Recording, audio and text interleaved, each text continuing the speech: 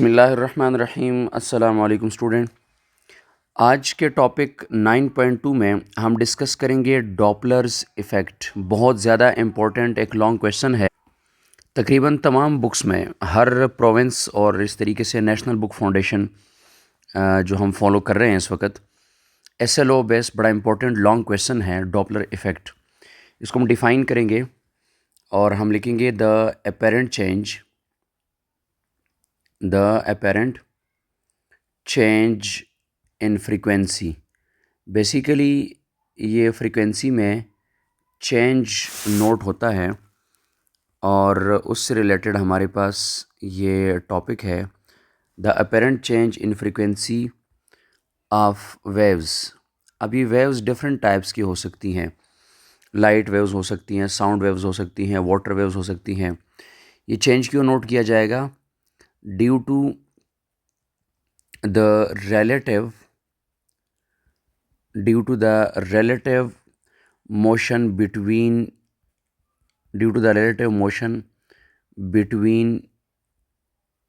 Observer. बाज़ books ने observer को लिसनर लिखा है कि लिसनर जो है जो साउंड वेव्स के हवाले से उसने बात की है, उसलिए वो लिसनर का वर्ड यूज़ कर रहा है। Between listener and source of sound.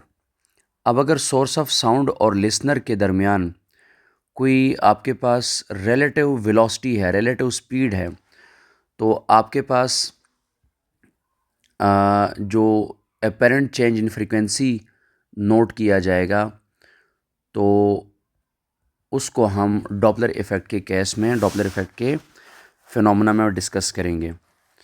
अब डॉपलर इफ़ेक्ट एप्लीकेबल है तमाम वेव्स के लिए। वो लाइट वेव्स हैं, वो साउंड वेव्स हैं, वो आपके पास कोई और वेव्स हैं, उसके लिए हमारे पास ये एप्लीकेबल है। और इस तरीके से स्टूडेंट, इसके हम चूँकि लॉन्ग क्वेश्चन है, इसके हम बहुत सारी कैटेगरीज़ डिस्कस करेंगे, लेकिन यहाँ पर स्पेसिफ़िकली ख़ास तौर पर हम उसको साउंड वेव्स के लिए डिस्कस कर रहे हैं। मैं इसके लिए एक सिचुएशन लिखता हूँ कि फ़ॉर एग्ज़ाम्पल हमारे पास अगर कोई फ़र्स्ट कैटेगरी ऐसी बन जाए कि दोनों बोथ सोर्स ऑफ साउंड, जो साउंड प्रोड्यूस कर रहा, both source of sound and listener या ऑब्ज़र्वर, ठीक है, ये आर एट रेस्ट, ये आपके पास दोनों रेस्ट पे हैं। अब जब दोनों रेस्ट पे हैं तो इट मीन्स कि इनके दरमियान कोई चेंज इन फ्रीक्वेंसी, कोई चेंज इन वेवलेंथ नोट नहीं किया जाएगा। सो हमारे पास एक रिलेशन आएगा। So we have in real sense V is equal to F lambda. This we called frequency जो नोट होगी, साउंड की फ्रीक्वेंसी जो नोट होगी या साउंड की जो भी आपके पास फिनोमेना ऑब्ज़र्व होगा, वो आपके पास आएगा F is equal to V divided by lambda. अगर ये दोनों रेस्ट पे होंगे, जो फ्रीक्वेंसी वहाँ से जनरेट होगी वही फ्रीक्वेंसी आप ऑब्ज़र्व करेंगे। तो ये आपके पास एट रेस्ट, आपके पास इस तरह सिचुएशन बन जाती है। लेकिन स्टूडेंट, अब हम इसको चार इसके डिफरेंट टाइप्स को डिस्कस करेंगे। उसमें मैं पहले कैटेगरी को लिखता हूँ यहाँ पर फर्स्ट फिनोमेना पे, यानी फर्स्ट जो हमारे पास है वो है जी द सोर्स ऑफ साउंड। जो भी ज़ाहिर है साउंड सोर्स है वो आपके पास at rest, the source is at rest, ठीक है। एंड लिसनर जो है, ऑब्ज़र्वर जो है, एंड लिसनर इज़ मूविंग। ये आपके पास फर्स्ट कैटेगरी या फर्स्ट टाइप कह लें कि सोर्स आपके पास एट रेस्ट है और लिसनर जो है ये मूव कर रहा। अब स्टूडेंट, लिसनर की मूवमेंट दो किस्म की हो सकती है, moving toward and moving away. तो अब हम सोर्स चूँकि रेस्ट पे है तो इसके हम दो कैटेगरीज फर्दर बना रहे हैं। तो जो फर्स्ट कैटेगरी मैं बनाने जा रहा हूँ, जिसको मैं कहूँगा ए, इसमें मैं ये कहूँगा कि हमारे पास जो लिसनर है वो मूविंग टुवर्ड द ऑब्ज़र्वर है, सोर्स है। लिसनर इज़ मूविंग टुवर्ड, ठीक है, listener is moving toward the source of sound. Toward the source अगर लिसनर मूव करेगा तो स्टूडेंट ऑटोमेटिकली ये बात समझ आ रही है कि जब टूवर्ड मूव करेगा तो फ्रीक्वेंसी इंक्रीज़ होनी चाहिए। यानी आप जो है वो बस स्टॉप पे स्कूल के लिए, कॉलेज के लिए वेट कर रहे हैं अर्ली मॉर्निंग बस स्टॉप पे, और वार्डन जो है वो मोटरसाइकिल ट्रैफिक वार्डन जो है उसके पास एक हैवी बाइक है और उसके ऊपर सायरन है, और वो आप यानी वो वहाँ पर रुका है, रेस्ट पे हैं, चूँकि सोर्स रेस्ट पे है, और सोर्स जब रेस्ट पे हैं तो लिसनर आप उसको सुन रहे हैं, तो आप मूविंग टूवर्ड, आप उसकी तरफ मूव कर रहे हैं। तो स्टूडेंट ऑटोमेटिकली आप जब उस हैवी बाइक की तरफ मूव करेंगे तो आपके ऊपर आवाज़ की फ्रीक्वेंसी जो है वो इंक्रीज़ होगी। तो इसमें जब आपके पास प्रूफ की तरफ हम जाएंगे तो उसमें हम कहेंगे कि for example velocity of listener जो है, लिसनर की जो वेलोसिटी होगी उसको हम कह देते हैं वी एल। ठीक है, इस तरह स्पीड या velocity of sound, speed of sound, ठीक है, उसको हम वी का नाम दे देते हैं। अब स्टूडेंट यहाँ फॉर एग्ज़ाम्पल मैं ड्रॉ कर देता हूँ एक रफ सी डायग्राम कि ये आपके पास सोर्स ऑफ साउंड है। ठीक है, ये सोर्स ऑफ साउंड है और ये लिसनर है। अब लिसनर जो है वो आपके पास मूव कर रहा, और ये जो सोर्स ऑफ साउंड है ये आपके पास साउंड वेव्स प्रोड्यूस कर रहा, साउंड वेव्स जनरेट कर रहा, और ये साउंड वेव्स ज़ाहिर सी बात है आगे की तरफ ट्रेवल करेंगी, और इनकी स्पीड जो है वो आप फॉर एग्ज़ाम्पल इस तरफ ऐसे ड्रॉ कर देते हैं कि ये आपके पास मूव कर रहा, सॉरी जो सोर्स है वो रेस्ट पे हैं और वेव्स आगे ट्रेवल कर रही हैं, और ये जो लिसनर था this was moving toward this source, ये सोर्स की तरफ मूव कर रहा था। तो स्टूडेंट अगर आप बड़े गौर से देखेंगे तो ये जो रेड फॉर्मेट में आपके पास, ये आपके पास साउंड की स्पीड है यानी we s, speed of sound, और ये जो लिसनर है इसकी ये स्पीड है। अब बोथ आर ऑपोजिट, सो हम करेंगे जनाब रिलेटिव वेलोसिटी, रिलेटिव वेलोसिटी करेंगे। तो रिलेटिव वेलोसिटी को मैं फॉर एग्ज़ाम्पल यहाँ पर वी प्राइम कर देता हूँ। ये रिलेटिव वेलोसिटी जब ऑपोजिट ट्रेवल करेंगे तो हमारे पास ऐड हो जाएंगी speed of sound plus speed of listener, ये दोनों हमारे पास रिलेटिव वेलोसिटी ऐड हो जाएंगी। ठीक है, उसके बाद फ्रीक्वेंसी में चेंज नोट करेंगे, और अपेरेंट चेंज इन फ्रीक्वेंसी है।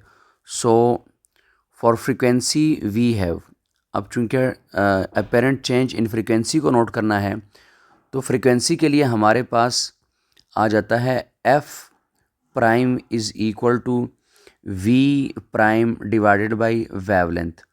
ठीक है, चूँकि फ्रीक्वेंसी का फार्मूला एफ बाई लेमडा है, सॉरी उसका वी बाई लेमडा, तो वी प्राइम हमारे पास इक्वेशन 1 में आ चुका है, इसको हम नाम दे रहे हैं इक्वेशन 2।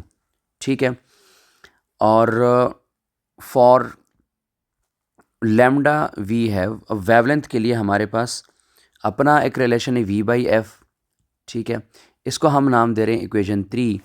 अब हम ये कहते हैं कि put equation 2 and equation 3 in equation 1, इसको इक्वेशन 1 में पुट कर देते हैं। तो यहाँ पर अगर ये वैल्यूज़ मैं उठा के यहाँ पर लगा रहा हूँ, बल्कि इस तरह कर लेते हैं कि हम ये कह देते हैं कि पुट इक्वेशन 1 एंड इक्वेशन 3, 1 और 3 को हमने पुट करना है इन इक्वेशन 2। ये अगर हम इस तरह इसकी वैल्यू एडजस्ट कर लें तो हमारे पास आएगा F prime is equal to, अब वी प्राइम है वो इक्वेशन 1 में लिखा हुआ है, तो V plus V L, speed of sound plus listener divided by wavelength की ये वाली वैल्यू पुट करनी है। यहाँ पर ये वेवलेंथ की वैल्यू है ना, ये यहाँ ला के पुट करनी है डिनोमिनेटर में, तो हमारे पास आ जाएगा v बाय एफ। अब ये वेवलेंथ के वैल्यू, ये जो f है ये सबसे टॉप पे चला जाएगा, तो हमारे पास आ जाएगा v plus V L divided by v into F. अब स्टूडेंट यहाँ पर बहुत ज़्यादा इम्पोर्टेंट एक पॉइंट है, और वो पॉइंट हमारे पास ये है कि ये जो रिज़ल्ट आया है, इस रिज़ल्ट में ये जो फैक्टर है v plus V L divided by V, this factor is greater than 1, ये 1 से ग्रेटर है। सो हमारे पास जो अपेरेंट फ्रीक्वेंसी नोट होगी F prime, that will be greater than actual frequency. तो ये हमारे पास फर्स्ट कैटेगरी आ जाती है कि अगर हमारे पास जो लिसनर है वो मूव कर रहा है toward the source of sound. इसकी स्टूडेंट बी कैटेगरी में हम आगे मूव करेंगे। फॉर एग्ज़ाम्पल मैं अब यहाँ लिख रहा हूँ इसकी बी पार्ट में सेकंड में कि नाउ लिसनर जो है, listener is moving away from the source of sound, away from the source of sound. अब ये इसका सेकंड पार्ट हो जाएगा, ठीक है।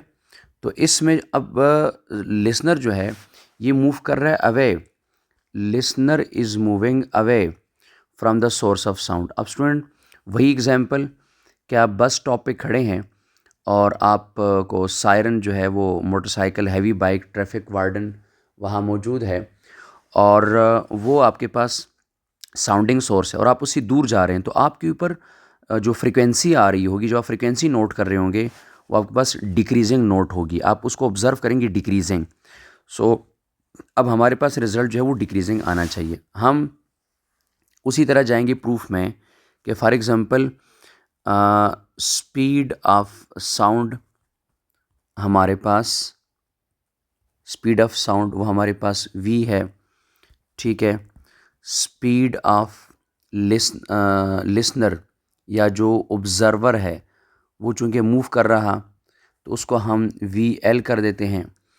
इसको अब हम रिलेटिव वेलोसिटी का नाम दे रहे हैं, रिलेटिव स्पीड का नाम दे रहे हैं, तो उसको वंस अगेन v प्राइम। अब जब वो मूव करेगा अवे तो हम ये देखेंगे कि उसकी फ्रीक्वेंसी में चूँकि डिक्रीज़ आ रहा, तो फ्रीक्वेंसी में डिक्रीज़ के लिए मैं फॉर एग्ज़ाम्पल यहाँ एक डायग्राम ड्रॉ कर देता हूँ कि ये आपके पास साउंडिंग सोर्स है, ठीक है, और ये साउंडिंग सोर्स आपके पास रेस्ट पे है, ठीक है, सोर्स ऑफ साउंड है।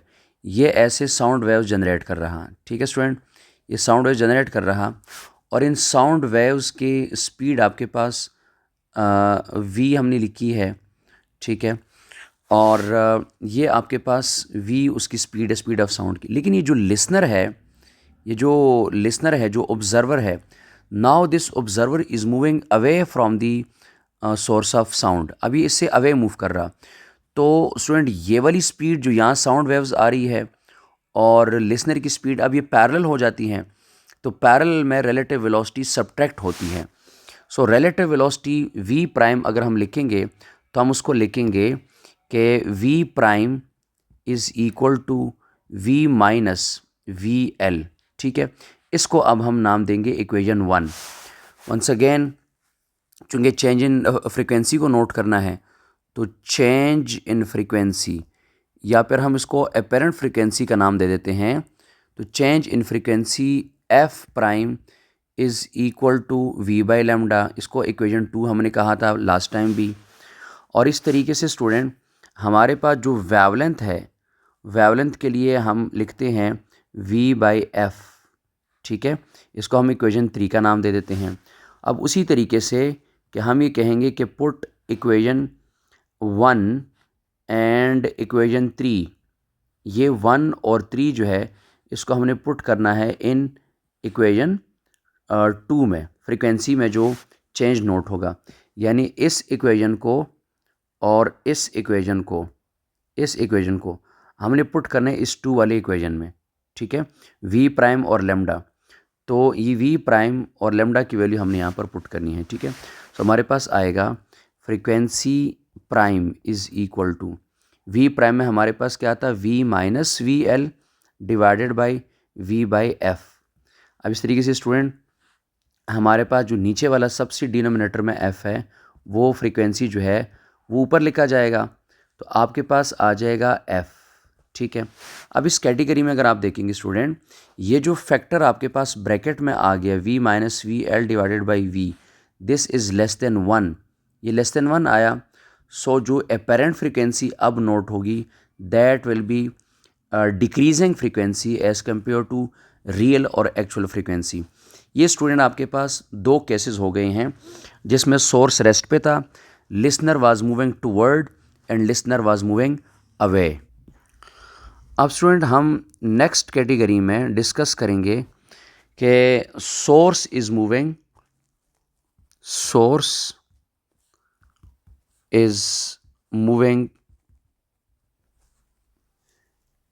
And listener is at rest.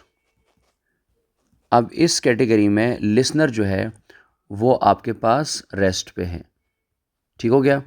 अब सोर्स मूव कर रहा और लिसनर जो है वो रेस्ट पे है। इसकी भी स्टूडेंट दो कैटेगरीज बनेंगी। एक कैटेगरी को हम कहेंगे कि listener is moving toward, ठीक है, सॉरी, सोर्स मूव कर रहा तो हम ये कह देते हैं कि source is moving toward listener. अब आप हैं, आप सुन रहे हैं और सायरन गाड़ी का या कोई उसी तरह heavy bike, traffic warden, police जो है वो सोर्स ऑफ साउंड जो है वो आपकी तरफ आ रहा, तो सोर्स इज़ मूविंग टूवर्ड। जब सोर्स जो है वो आपकी तरफ मूव करेगा तो जाहिर सी बात है फ्रीक्वेंसी इंक्रीज़ होगी।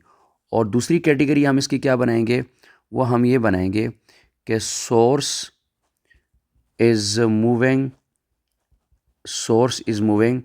Away from the listener, away from listener. तो आपके पास जो सोर्स है वो लिसनर से अवे मूव कर रहा है, ठीक है। तो ये दो कैटेगरीज हम इसकी डिस्कस करेंगे। अब इसको मैं सी का नाम दूंगा, इस वाली कैटेगरी को जो अभी मैं डिस्कस करने जा रहा हूँ। ए और बी हमने डिस्कस कर लिए, अब इसको हम सी का नाम दे रहे हैं कि फॉर एग्ज़ाम्पल सोर्स जो है ये मूव कर रहा टूवर्ड द लिसनर।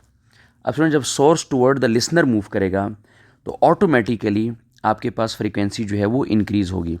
अब इस केस में हमने एक काम करना है, वो इस तरह है कि मैं यहाँ एक डायग्राम को डिस्प्ले करता हूँ, उस डायग्राम के अकॉर्डिंग हम उसको इन दोनों केसेस को डिस्कस करेंगे कि जब सोर्स मूव करेगा टूवर्ड एंड सोर्स मूव करेगा अवे। जिस स्टूडेंट इस डायग्राम में आप देखें ज़रा, आपको बहुत क्लियर नज़र आ रहा कि एक एम्बुलेंस है। एम्बुलेंस चूँकि साउंडिंग सोर्स होता है, अगर ये एम्बुलेंस मूव कर रहा है इस लिसनर की तरफ, टूवर्ड दिस लिसनर ये मूव कर रहा है, ये इस तरफ ट्रेवल करता हुआ आगे आ रहा, तो आप देख रहे हैं कि वेवलेंथ कंप्रेस हो रहे हैं। लिसनर और सोर्स के दरमियान जो जगह है, जो स्पेस है, वो भी कम हो रही है और यहाँ पर वेवलेंथ शॉर्टर हो रहे हैं। तो हम पहले जो है वो चेंज इन वेवलेंथ को नोट करेंगे, चेंज इन वेवलेंथ को नोट करेंगे। तो सी ऑप्शन में, सी कैटेगरी में मैं प्रूफ करने जा रहा हूँ सबसे पहले वेवलेंथ के हवाले से। तो जो चेंज इन वेवलेंथ मुझे नोट होगा लेम्डा प्राइम। स्टूडेंट, जो हमारे पास एपेरेंट बल्कि जो आपके पास एपेरेंट वेवलेंथ चलें, एपेरेंट वेवलेंथ अगर हम इसको, चूँकि पहले वेवलेंथ कंप्रेस हो रहे हैं उसके अकॉर्डिंग पर फ्रीक्वेंसी में चेंज आएगा, तो एपेरेंट वेवलेंथ लेम्डा प्राइम जो है ये हमारे पास आ जाएगा actual minus change in that wavelength, delta lambda, ठीक है। अब इधर ही हम इसमें वैल्यूज़ पुट करते हैं कि हमारे पास जो वेवलेंथ की वैल्यू होती है, for example lambda prime is equal to, अब एक्चुअल वेवलेंथ की वैल्यू क्या होती थी स्टूडेंट, v/f। ये हमने क्या किया, हमने इसी वेवलेंथ के फार्मूले को यहाँ लिख लिया, ठीक है। v/f वेवलेंथ का फार्मूला है ना, तो हमने इसको यहीं पर लिख लिया, ठीक है। माइनस, अब चेंज इन वेवलेंथ आ रहा और वो चूँकि सोर्स मूव कर रहा, तो vs सोर्स की स्पीड डिवाइडेड बाय फ्रीक्वेंसी, ठीक है। ये हमारे पास इस फॉर्मेट पे आ गया। इसका स्टूडेंट हम ले सकते हैं LCM, तो lambda prime is equal to हमारे पास आ जाएगा f v माइनस vs, ठीक है। हमारे पास इसको फॉर एग्जांपल नाम दे रहे हैं जी इक्वेशन 1, इसको हमने इक्वेशन 1 का नाम दे दिया। अब हमारा टारगेट क्या था, एपेरेंट फ्रीक्वेंसी, ये हमारा टारगेट था। चूँकि डेफिनेशन में हमने डिस्कस किया है चेंज इन अपेरेंट फ्रीक्वेंसी, लेकिन चूंकि जब सोर्स मूव कर रहा था तो कंप्रेशन आ रही थी, तो उन कंप्रेशन को पहले हमने नोट किया। अब अपेरेंट फ्रीक्वेंसी हमारे पास क्या हो जाएगा, एफ प्राइम, और वो हमारे पास आएगा v divided by lambda prime, और लेमडा प्राइम इक्वेशन 1 में है, तो हम वैल्यू पुट कर देते हैं v divided by v minus v s divided by f. ठीक है स्टूडेंट, इसका हमारे पास जो रिज़ल्ट बनेगा finally f prime is equal to v divided by v minus v of source. सबसे नीचे जो फ्रीक्वेंसी है वो टॉप पे आ जाएगी एफ। अब स्टूडेंट इस बहुत इंटरेस्टिंग रिज़ल्ट में हम देखेंगे कि डिनोमिनेटर में कुछ आपके पास सब्ट्रैक्ट हो रहा स्पीड ऑफ साउंड से। तो जब कुछ सब्ट्रैक्ट हो रहा तो ये जो आपके पास फैक्टर है, ये फैक्टर आपके पास v divided by v minus v of s, this factor is greater than 1। तो आपके पास जब ये ग्रेटर देन 1 है तो आपके पास जो रिज़ल्ट आ रहा फ्रीक्वेंसी के लिए वो f prime should be greater than f। तो फ्रीक्वेंसी इंक्रीजिंग आपको नोट होगी अगर सोर्स ऑफ साउंड जो है वो टुवर्ड लिसनर यानी आपकी तरफ आ रहा। तो आपके पास stationary listener frequency of sound increases, तो आपके पास पिच जो है या फ्रीक्वेंसी जो है वो इंक्रीजिंग नोट हो रही है। इसी तरह स्टूडेंट इसकी डी कैटेगरी में अगर हम जाएंगे तो हम ये कह देते हैं कि सोर्स ऑफ साउंड जो है, source of sound is moving away. अब सोर्स ऑफ साउंड जो है वो अवे मूव कर रहा फ्रॉम द लिसनर, लिसनर से। जो हमारा ऑब्जर्वर है, जो लिसनर है, सोर्स ऑफ साउंड अब उससे मूव कर रहा, moving away from the listener. मैं उसी डायग्राम के अकॉर्डिंग इसको एक्सप्लेन करूँगा।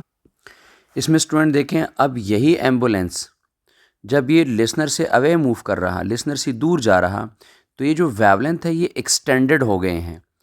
अब आपस में जो वेवलेंथ है या जो space between observer and source है, इसमें वेवलेंथ एक्सटेंडेड वेवलेंथ नोट हो रहा।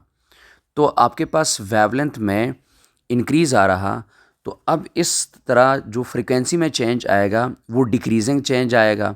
लोअर फ्रीक्वेंसी और लोअर पिच की तरफ जो है वो ऑब्जर्वर ऑब्ज़र्व करेगा। तो अगर इस तरह हम इसको भी उसी फॉर्मेट पे डिराइव करने की कोशिश करेंगे तो हम ये कहेंगे कि स्पीड ऑफ साउंडिंग सोर्स, ठीक है, उसको हम वी एस कर देते हैं, और इस तरीके से स्पीड ऑफ साउंड को हम वी कर देते हैं, और चेंज इन वेवलेंथ पहले नोट हो रहा, चेंज इन वेवलेंथ या उसको हम एपेरेंट वेवलेंथ कह देते हैं लेमडा प्राइम। अब स्टूडेंट क्या होगा, लेमडा प्राइम अब चूंकि इंक्रीज़ हो रहा, वेवलेंथ इंक्रीज़, तो हम प्लस डेल्टा लेमडा कर देते हैं। ठीक है, वैल्यू उसी तरह पुट करेंगे, lambda prime v by f, और प्लस ये चूंकि सोर्स की वजह से चेंज आ रहा तो v s divided by f. LCM ले लेंगे इसका, तो lambda prime is equal to f, LCM में आ जाएगा वी प्लस वी एस। इसको हम नाम देते हैं इक्वेशन 1। ठीक है स्टूडेंट, अब चेंज किस में नोट करना था, फ्रीक्वेंसी में। तो जब फ्रीक्वेंसी में चेंज नोट करना है तो उसको हमने नाम दिया था अपेरेंट फ्रीक्वेंसी। तो अपेरेंट फ्रीक्वेंसी के केस में हम इसको एफ प्राइम कर देते हैं। सो एफ प्राइम हमारे पास आ जाएगा v divided by lambda prime, और लेमडा प्राइम की वैल्यू स्टूडेंट आपके पास ये इक्वेशन 1 में आई हुई है, इसको यहाँ पुट करेंगे तो आपके पास अपेरेंट चेंज जो आएगा फ्रीक्वेंसी में वो कुछ इस तरह आ जाएगा कि f prime is equal to v divided by v plus v s divided by F.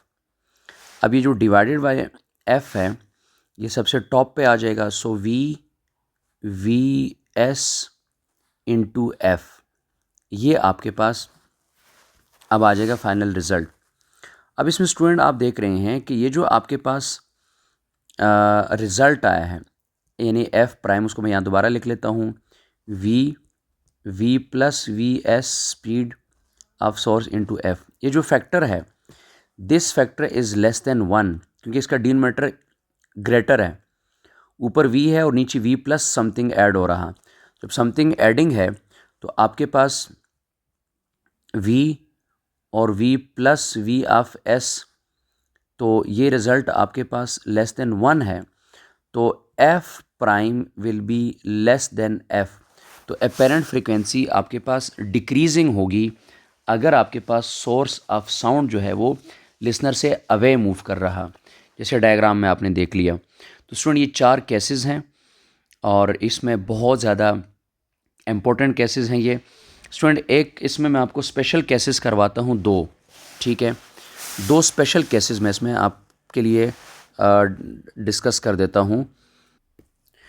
Ji student, ये स्पेशल केसेस हैं। इसमें मैंने फ़र्स्ट केस को ये लिखा है कि अगर दोनों बोथ सोर्स एंड लिसनर, यानी source of sound, are moving toward each other, दोनों एक दूसरे की तरफ आ रहे हैं। ये for example source of sound है और ये लिसनर है, ठीक है स्टूडेंट, ये लिसनर है। ये दोनों एक दूसरे की तरफ आ रहे हैं।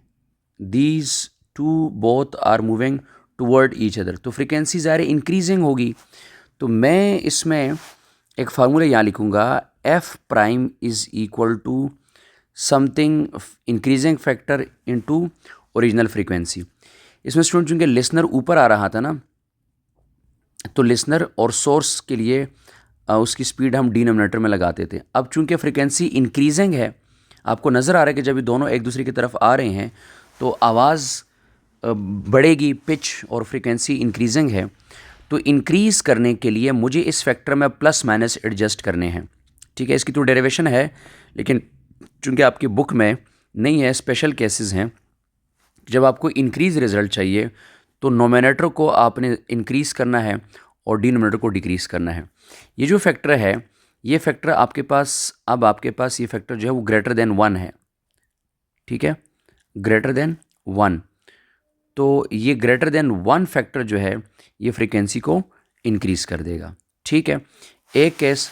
दूसरा केस मैं इसका लिख रहा हूँ कि व्हेन बोथ लिसनर, ठीक है, listener and source of sound, जो साउंडिंग सोर्स है, are moving away from each other, are moving away from each other, ये एक दूसरे से दूर जा रहे हैं। जब ये एक दूसरे से दूर जाएंगे स्टूडेंट, ये फॉर एग्ज़ाम्पल आपके पास वंस अगेन ये सोर्स ऑफ साउंड है और ये जो है आपके पास लिसनर है। अब ये एक दूसरे से अवे जा रहे हैं, ये इस तरफ मूव करेगा और इस तरफ मूव करेगा। जब both are moving away from each other तो फ्रीक्वेंसी डिक्रीज़ होगी, आवाज़ की शिद्दत में जो है वो आपके पास डिक्रीज़ आएगा, पिच आपके पास लो हो जाएगा, फ्रीक्वेंसी लो हो जाएगी। तो अब चूँकि लिसनर को हम लिखते हैं, ऊपर हमारे पास आ रहा था डेरिवेशन में, तो सोर्स की स्पीड नीचे आ रही है। अब इसको डिक्रीज़ करना है, इसकी भी डेरिवेशन है, लेकिन चूँकि स्पेशल केस है मैं यहाँ पर समझा रहा हूँ सिंपल। तो अब जब इसको डिक्रीज़ करना है तो आपके पास नोमिनेटर इंक्रीज़ होना चाहिए ताकि ज़्यादा डिवाइड हो और रिज़ल्ट आपके पास लो आ जाए। तो ये स्टूडेंट आपके पास, अब इसमें ये जो फैक्टर है v माइनस वी एल और v plus v S, this factor is less than 1, ठीक है। ऊपर स्पीड ऑफ साउंड में से कुछ माइनस हो रहा और नीचे कुछ ऐड हो रहा, तो डिनोमिनेटर बढ़ गया है, तो रिज़ल्ट लेस देन 1 है। So F prime will be less than F. ये स्पेशल केसेस हैं। और स्टूडेंट, डॉपलर इफ़ेक्ट आपके पास सर्कल पे एप्लीकेबल नहीं है, यानी आप किसी ऐसे जगह पे मौजूद हैं और सोर्स ऑफ साउंड आपके पास सर्कुलर पाथ में ट्रेवल कर रहा, तो इसमें आपके पास चेंज इन फ्रीक्वेंसी नहीं आ रहा। जब चेंज इन फ्रीक्वेंसी नहीं आ रहा तो इसमें आपके पास कोई अपेरेंट चेंज नोट नहीं होगा, तो सर्कल पे एप्लीकेबल नहीं है। जी स्टूडेंट, अब वो लॉन्ग क्वेश्चन तो वहाँ पर कंप्लीट हो गया हमारा। 4 केसेस थे जिसको हमने डिराइव किया। स्टेप बाय स्टेप, और 2 हमने उसकी स्पेशल केस डिस्कस कर लिए।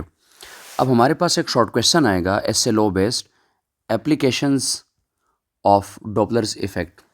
डॉपलर इफ़ेक्ट्स की एप्लीकेशन हमारे पास। अब डॉपलर इफ़ेक्ट की बहुत इंटरेस्टिंग एप्लीकेशन है, उसमें से हम कुछ यहाँ पर डिस्कस करेंगे। फॉर एग्ज़ाम्पल, पहली एप्लीकेशन अगर मैं यहाँ लिखूँगा तो डॉपलर इफ़ेक्ट हमारे पास सोनार में यूज़ होता है, ठीक है। और आप जानते हैं साउंड, आप इसको कहते हैं साउंड नेविगेशन एंड रेंजिंग, ठीक है। साउंड नेविगेशन एंड रेंजिंग, ये हमारे पास सोनार जो है ये इसमें अप्लाई होता है। इसमें हम क्या करते हैं स्टूडेंट, इसमें हम स्पीड ऑफ शिप्स, जो बहरी जहाज़ होते हैं, शिप्स होती हैं, इसकी स्पीड को जो है वो डिस्कस करते हैं। इसमें हम एरोप्लेन्स के स्पीड को नोट करते हैं और सबमरीन्स की स्पीड को नोट करेंगे, ठीक है। वाटर के अंडर सबमरीन की स्पीड को हम नोट करते हैं, एटसेट्रा। अब इसमें क्या होता है स्टूडेंट कि जब हम साउंड वेव्स को भेज देते हैं तो ये रिफ्लेक्ट बैक करती हैं। फॉर एग्ज़ाम्पल, ये हमारे पास एक सोर्स है जो साउंड जो जो वेव्स प्रोड्यूस कर रहा, ठीक है ना। अल्ट्रासोनिक वेव्स प्रोड्यूस कर रहा, दूसरी तीसरी वेव्स प्रोड्यूस कर रहा। ये हमारे पास फॉर एग्ज़ाम्पल यहाँ एक एरोप्लेन है, इस एरोप्लेन को ये वेव्स टकरा जाती हैं, ठीक है। और ये एरोप्लेन को ये वेव्स आगे आकर हिट हो रही हैं। अब यहाँ से ये रिफ़्लेक्ट बैक होंगी, ज़ाहिर है रिफ़्लेक्ट बैक होती हैं। तो जब ये वापस हम रिसीव करते हैं, रिफ़्लेक्ट बैक होती हैं, तो इसकी फ्रीक्वेंसी में चेंज आएगा, F prime Doppler shift note किया जाएगा, ठीक है। चेंज इन फ्रीक्वेंसी नोट किया जाएगा। इस चेंज इन फ्रीक्वेंसी से हम कैलकुलेट करते हैं उनकी स्पीड को। और पुलिस स्पीड डिटेक्टर जो मोटरवे के ऊपर कहीं आपने नोट किया होगा, बोर्ड लगा होता है स्पीड कैमरा अहेड, यानी आगे स्पीड कैमरा है, ट्रैफिक पुलिस वहाँ मौजूद है और आपकी गाड़ी की स्पीड को नोट करेंगे तो वो आपकी गाड़ी के ऊपर वेव्स भेज देते हैं। वो वेव्स टकरा के वापस आती हैं, उससे आप चेंज इन फ्रीक्वेंसी और इस तरीके से स्पीड और वेवलेंथ ये आप नोट करते हैं। तो ये आपके पास एक बहुत अच्छी एप्लीकेशन डॉपलर इफ़ेक्ट की इस तरीके से नोट हो रही है, ठीक है। दूसरी एप्लीकेशन स्टूडेंट हमारे पास आती हैं अर्थ सैटेलाइट्स। ये जो स्पेस स्टेशन में लोग काम कर रहे हैं, अर्थ सैटेलाइट्स वहाँ बहुत काफ़ी तादाद के अंदर मौजूद हैं और हम उसमें से काफ़ी अच्छी इन्फॉर्मेशन रिसीव कर रहे हैं अर्थ सैटेलाइट्स में से। तो अर्थ सैटेलाइट्स भी आपके पास डिटरमिन होते हैं उनकी स्पीड, ठीक है ना, बाय डॉपलर इफ़ेक्ट, ठीक है। फ्रीक्वेंसी नोट करेंगे। इसमें ज़्यादातर हम रेडियो वेव यूज़ करेंगे, रेडियो वेव्स हम यूज़ करते हैं अर्थ सैटेलाइट की स्पीड को डिटेक्ट करने के लिए स्पेस में, ठीक है। उस तरीके से हमारे पास स्टूडेंट रडार सिस्टम है, जो रडार बाउंड्री पे यूज़ होते हैं, रडार सिस्टम, ठीक है। इसमें आपके पास जो रडार सिस्टम है ये डायरेक्शन और स्पीड ऑफ एरोप्लेन आपको बताएगा, स्पीड एंड डायरेक्शन। अब ये कैसे होगा student, speed and direction? Speed का तो हमें पहले में भी समझ आ गया सोनार वाले फिनोमेना में, लेकिन डायरेक्शन, अगर स्टूडेंट आपके पास जो एरोप्लेन है वो अवे मूव कर रहा, एरोप्लेन आपके पास अवे मूव कर रहा आपके डिटेक्टर से, ठीक है, तो आपके पास वेवलेंथ में इंक्रीज़ आएगा, ठीक है। यहाँ पर आपने कोई ऐसा सोर्स लगाया जो वेव्स भेज रहा, ठीक है, ये सोर्स है जो आगे वेव्स भेज रहा। लेकिन अगर एरोप्लेन अवे मूव कर रहा तो आपके पास इंक्रीज़ इन वेवलेंथ नोट किया जाएगा, डेल्टा लैम्डा जो है वो इंक्रीज़ होगा। इस तरह फ्रीक्वेंसी क्या हो जाएगी, डिक्रीज़ नोट हो जाएगी। तो आप कहेंगे कि aeroplane is moving away from the border, away from the boundary. तो आपके पास रडार सिस्टम में जो है ये डॉपलर शिफ्ट नोट होता है। और अगर एरोप्लेन टुवर्ड मूव करेगा तो वेवलेंथ कंप्रेस होंगे और फ्रीक्वेंसी इंक्रीज़ हो जाएगी। तो आप डायरेक्शन डिटेक्ट कर सकते हैं कि एरोप्लेन आपकी तरफ आ रहा या आपसे दूर जा रहा। और इसमें चूँकि आजकल तो बहुत ज़्यादा एडवांस टेक्नोलॉजी है, तो एयरप्लेन को बनाया जाता है इनविजिबल टू रडार और two different ways to create invisibility. एक उसमें एक शेप पे डिपेंड करता है, कि कोई भी रडार सिग्नल जो है वो उसमें से रिफ्लेक्ट बैक ना हो जाए एरोप्लेन से। तो ये आपके पास इस तरीके से, या फिर एरोप्लेन को किसी ऐसे मटेरियल से कवर किया जाता है कि उसमें रिफ्लेक्शन पॉसिबल ना हो, ताकि रडार उसको डिटेक्ट ना कर सके। बहरहाल वो एक टेक्नोलॉजी है। इस तरीके से स्टूडेंट एस्ट्रोनॉमर इसको यूज़ करते हैं स्पेस में। ठीक है, एस्ट्रोनॉमर्स जो है वो आपके पास डॉपलर इफ़ेक्ट को यूज़ करते हैं स्पेस में। एस्ट्रोनॉमर क्या करते हैं, वो इन्फॉर्मेशन इकट्ठी करते हैं कि जब कोई गैलेक्सीज मूव करती हैं, तकरीबन आई थिंक सो 1929 में एक साइंटिस्ट हैं एडविन हबल, जिसके नाम से हबल टेलीस्कोप भी है। ठीक है, एडविन हबल जो है इसने ये प्रपोज़ किया था, ये एक आइडिया दिया था कि चूँकि यूनिवर्स एक्सपेंडिंग है, जब यूनिवर्स एक्सपेंडिंग है तो एक्सपेंडेड यूनिवर्स में हमें रेड शिफ्ट ऑब्ज़र्व हो रहा था। रेड शिफ्ट ऑब्ज़र्व हो रहा था, चूँकि एस्ट्रोनॉमर इसको यूज़ करते हैं। रेड शिफ्ट का मतलब ये है कि वेवलेंथ इज़ इंक्रीजिंग। ठीक है, इंक्रीज़ इन वेवलेंथ नोट हो रहा, wavelength is increasing.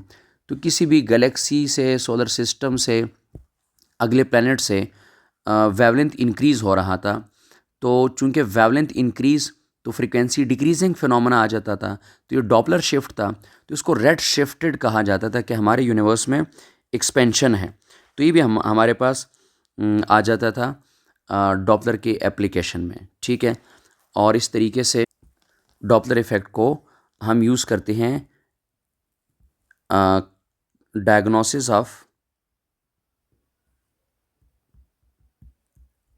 Diagnosis of cardiac disease. ये जो दिल की बीमारियां होती हैं, इसके डायग्नोसिस के लिए हम यूज़ करते हैं डॉपलर शिफ्ट को।